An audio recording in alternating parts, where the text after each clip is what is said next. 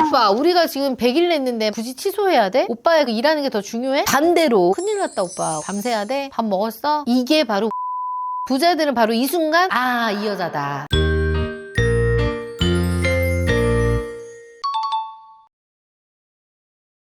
피디님들 길 가다가 스포츠카 배기음 소리 크게 내면서 지나가는 거 본 적 있죠? 그거 보면 무슨 생각해요? 솔직히 남자니까 부럽죠. 저 차 타면 어떤 기분일까? 와, 쟤 돈 많나 보다. 완전 부자인 것 같은데 이런 생각 거의 하거든요. 근데 반대로 옷을 조금 추리하게 입고 10년 넘은 국산차 타고 다니잖아. 그럼 어때 보여요? 평범하고 관심 자체가 크게 안 가. 제가 결혼정보회사 대표로서 충격적인 거 하나 알려드릴까요? 웃기게도 아까 피디님들이 부럽다고 했던 그 슈퍼카가 알고 봤더니 전 재산을 털어가지고 리스로 타고 다닌 거였어. 그렇게 카푸어일 확률도 꽤 높고요. 아까 얘기했던 10년 된 자동차에 후질그란 옷을 입고 다녔던 그 아저씨가 알고 봤더니 강남 천억대 건물주일 수도 있다는 거야. 근데 왜 아까처럼 없는 사람들을 굳이 티를 내려고 할까요? 그래서 오늘은요 진짜 찐부자들이 낡은 차를 고집하는 이유랑 여자를 볼 때 은밀하게 어떤 걸 확인하는지 그 기준에 대해서 한번 자세히 얘기해 볼게요. 실제로 대표님이랑 저희가 촬영 전에 막 얘기하면 재벌 3세도 막 오고 그분도 옷 되게 후줄근하게 입는다고. 그래서 오늘 제가 말이 나온 김에 그런 분들의 사례를 한번 빗대어서 얘기해 볼게요. 첫 번째입니다. 돈에 대한 가치관의 차이입니다. 근데 대표님 제가 생각을 해봐도 돈이 수백억 있고 오래된 차를 탄다는 거는 솔직히 좀 구두쇠 아니란가라는. 그렇게 보일 수도 있는데 소비자의 마인드와 자본가의 마인드의 차이인 것 같아. 졸부나 카푸어 혹은 이제 좀 돈 벌기 시작한 졸부들 있잖아. 이런 사람들은요 돈을 감정의 도구로 쓰더라고. 내가 이만큼 벌었다 이거 티내고 싶은 거야. 안 달라 했어. 그래서 번쩍번쩍거리는 차에다가 명품 로고 크게 밝힌 옷에다가 소위 말하는 하차감에 목숨을 거는 거죠. 대표님이 진짜 그런 분도 많이 봤을 거 아니에요. 왜 그런 거예요? 그런 게 없으면 내 존재감이 좀 사라질까봐 불안감인 것 같아요. 제가 진행하거나 만나본 진짜 VVIP급 이 자산가들은요 돈을 그냥 일하는 일꾼으로 보더라고요. 이게 보는 시선이 달라. 그러니까 이분들 머릿속에는 항상 감가상각 그리고 기회비용이라는 계산기가 막 돌아가고요. 예를 들면 내가 2억짜리 슈퍼카를 샀어요. 번호판 다는 순간 가격 떨어지고 3년 뒤면 반토막 나잖아. 그 부자들의 눈에는 그게 멋있는 차로 보이는 게 아니라 매년 살살 녹아서 없어지는 아이스크림처럼 보이는 거야. 도대체 그분들은 2억을 가지고 뭔 생각을 하나요? 내가 지금 차를 사면 2억으로 사. 근데 3년 뒤면 1억이 돼요. 이 돈을 저평가된 우량주나 부동산에 이걸 묻어놓잖아. 10년 정도? 그럼 이게 10억, 20억 되는 거야. 이렇게 생각하면 돼요. 이 사람들이 타고 다니는 이 낡은 차는요. 그냥 똥차가 아니에요. 미래에 20억을 벌기 위해서 2억짜리 쾌락을 유예한 증거입니다. 돈이 없어서 못 바꾼 게 아니라 더 가치 있는 곳에 돈을 쓰기 위한 거지. 대표님 듣다 보니까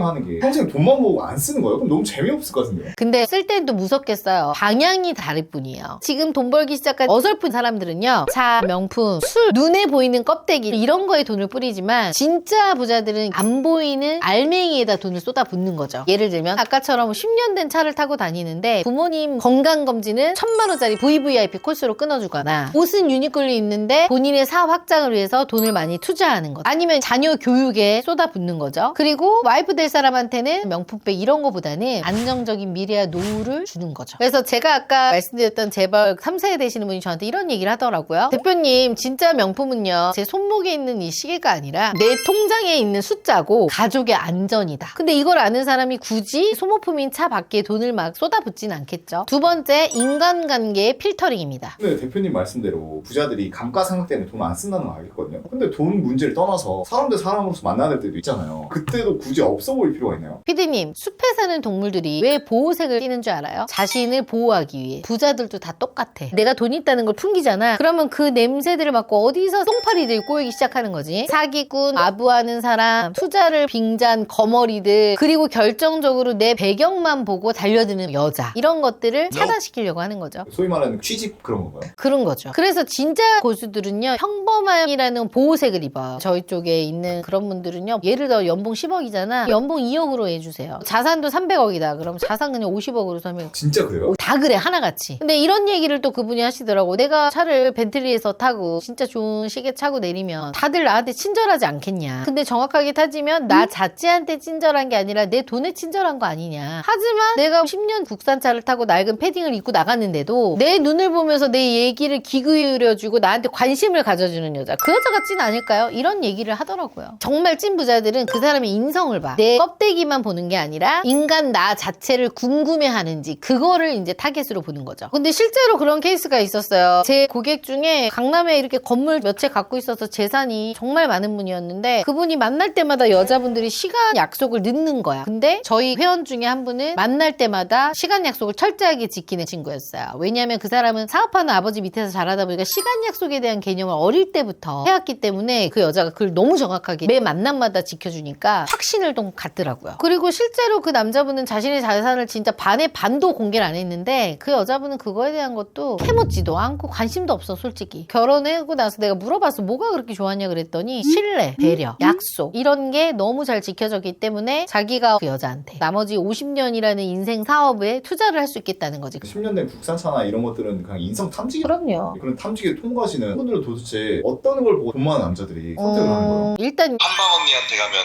결혼할 수 있나요? 물론이죠. 1대1로 꼼꼼하게 관리해주고 철저하게 객관화를 할 수 있는 피드백을 주고 매니저가 딱 달라붙어서 어떻게 해야 할지 컨설팅해주는 전문가를 찾아오세요. 한방 언니가 함께 고민하고 도와드리겠습니다. 인성은 영순이고요. 적당히 예쁘고 적당히 참한 그런 여자를 택하더라고요. 세 번째, 부자들이 여자를 볼 때 예쁜 것보다 더 중요한 게 바로 이겁니다. 피디님도 뭘 것 같아요? 집안 아닐까요? 학벌! 자존감 같은 그런 성 바로 결핍이 없는 태도입니다. 결핍이 없다는 게 돈 많은 집 딸을 말하는 거예요. 집안 재산 말고 정서적 결핍을 얘기하는 거야. 부자들이 제일 무서워하는 게 뭔지 아세요? 돈에 쪼들려서 아등바등하거나 명품으로 낮은 자존감을 채우려고 하는 여자. 왜냐면 그런 여자 같이 있으면 내가 불안하거든. 근데 반대로 명품백이 하나 없어도 자존감이 높고 작은 거에도 감사할 줄 알고 마음이 여유로운 여자분들을 정말 선호하죠. 이런 여자를 경제용어로 뭐라고 하는지 알아요? 유지비가 안 드는 우량주입니다. 실제로 돈이 많다고 해서 정서적 결핍이 없는 게 아니에요. 연락이 안 된다고 징징거리는 여자들도 있고요. 남하고 비교하면서 비교의식에 쩌든 여성분들도 있고요. 이런 거 있잖아. 사업하는 남자분이었는데 사업하다 보면 여러 변수가 생기잖아요. 돈에도 쪼달릴 수 있고 좀 힘들 때가 있는데 데이트 약속을 취소할 수도 있잖아. 그래도 여자가 약속 취소했다고 난리가 난 거예요. 오빠 우리가 지금 100일 냈는데 굳이 취소해야 돼? 오빠의 그 일하는 게 더 중요해? 아 몰라 나 기분 들었고 오빠가 샤넬에서 가방 안 사주면 나 기분 안 풀 거야. 이게 바로 악성 부채입니다. 남자의 멘탈을 털어가고요. 해결하려면 돈이 드는 거죠. 근데 이 여자 집안이 돈이 없냐? 그거 아니야. 근데 이럴 수 있어요. 반대로 우량주라고 생각하는 이 여자는요. 같은 상황인데도 큰일 났다 오빠. 밤새야 돼? 밥 먹었어? 추운데 옷은 따뜻하게 입었어야지. 걱정된다. 내가 뭐라도 사갈까? 이게 바로 우량주야. 남자의 짐을 덜어주고 오히려 에너지를 채워주잖아. 부자들은 바로 이 순간 아, 이 여자다. 이 여자는 내가 망해도 곁에 있겠구나. 확신이 드는 순간 결혼 도장을 찍는 거죠. 왜냐면 그만큼 부를 축적하기 위해서 이 사람들은 전쟁터에서 칼을 미친 듯이 휘둘렀을 거야. 집에서 내가 얼마만큼 돈을 받느냐 평가받고 싶지 않은 거야. 그냥 내가 낡은 옷을 입고 소파에 누워 있어도요. 오늘 고생해서 편안함을 주는 쉼터 같은 여자가 필요한 거죠. 대표님 근데 방금 예시 들었던 여자들이 둘 다 돈이 있는 여자들이잖아. 똑같이 돈이 있는 집안의 여자인데 왜 한 명은 그렇게 달달 볶고 한 명은 이렇게 하는 거예요? 이런 거죠. 지인 중에서도 몇 천억대 부자인 분이 있는데 와이프가 맨날